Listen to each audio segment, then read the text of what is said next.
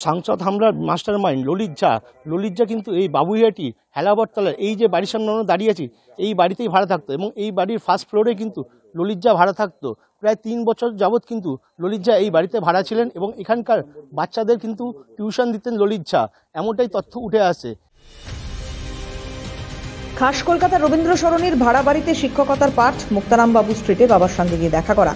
সংসদ কাণ্ডের মূল চক্রীর সঙ্গে এভাবে উঠে এসেছে কলকাতা যোগ। এবার শহরের উপকণ্ঠ বাগুইয়াটির হেলাবরতলা পালপাড়াতে ললিত ঝায়ের আরও একটি ঠিকানা পাওয়া গেল।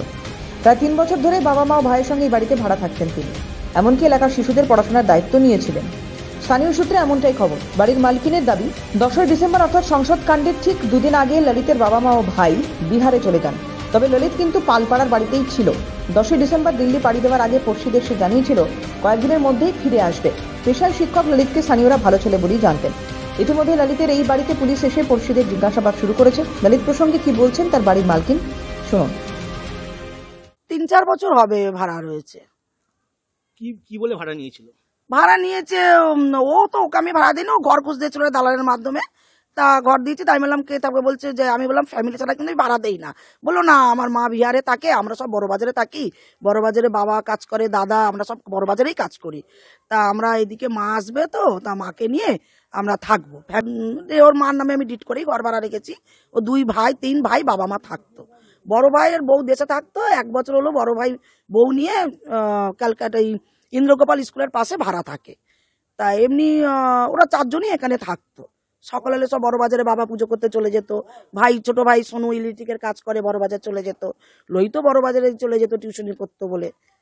আবার সব রাতে যে যারা আসতো এখানে, এটাই জানি। খুব ভদ্র ভালো ছেলে। 10ই ডিসেম্বর ললিত প্রথমে পরিবারকে বিহারে পাঠান, তারপর দিল্লির উদ্দেশ্যে নিজে রওনা দেন। স্থানীয়দের সে জানায় দিল্লিতে কাজের সূত্রে যাচ্ছে। এলাকায় ভালো ছেলে হিসেবে পরিচিত ছিল ললিত। লকডাউনের সময় সবজিও বেচেছে সে, এমনটাই দাবি স্থানীয়দের।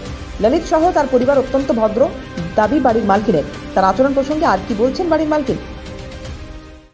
বাবা মা ওরা 2 ভাই থাকতো, আর দাদা বৌদি মাঝে মাঝে আসতো শাশুড়ি বাবা মার কাছে।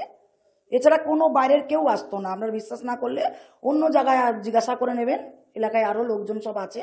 কিন্তু এত ভালো ছেলে, এত ভালো ব্যবহার, সে যে এরকম হবে আমরা নিজেরাই আশ্চর্য হয়ে যাচ্ছি।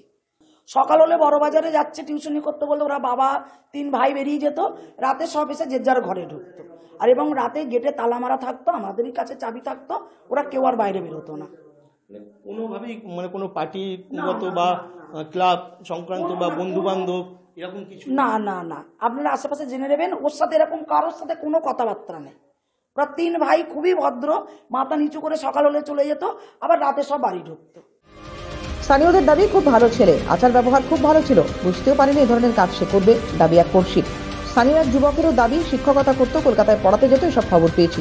লকডাউনে সবজি বিক্রি, মাছ বিক্রি করেছে সে, জানান এক স্থানীয় যুবক। 2-3 বছর ভাড়া থাকে, আমি 1.5 বছর এসেছি। আপনি তো এই বাড়িতেই ভাড়া থাকতেন?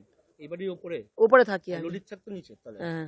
তো ললিত কেমন ব্যবহার করতো? ও খুবই ভালো, কার সাথে ব্যবহার খারাপ করতো না। আর আমরা কেউ জানতে পারিনি যে ও এইসব কিছুর মধ্যে জড়িত আছে। সবজি বিক্রি, মাছ বিক্রি করেছে। ছেলে হিসাবে খুব ভালো ছিল, ভালো, সবার সাথে ব্যবহার খারাপ ছিল। রাস্তার দোকানে চা খেতে যেত, চা খেয়ে বাড়ি চলে আসতো। ভালো ছেলে, ভদ্র পরিবার এবং শিক্ষক হিসেবে পরিচিত ছিল ললিত। মাছ বেচে, সবজি বেচে লকডাউনে চালিত সংসার। তারপরেও সংসদে হানার মতো গুরুতর অপরাধের কিভাবে মূল চক্রী হতে পারে সে, এই প্রশ্নই তুলছেন হেলাবরতলার স্থানীয়রা। ভদ্রতা, শিক্ষা এবং মার্জিত মুখের আড়ালে আর কি লুকিয়ে, সেটাই জানতে চায় দিল্লি পুলিশ। শুভদীপ মান্নার রিপোর্ট, ক্যালকাটা নিউজ।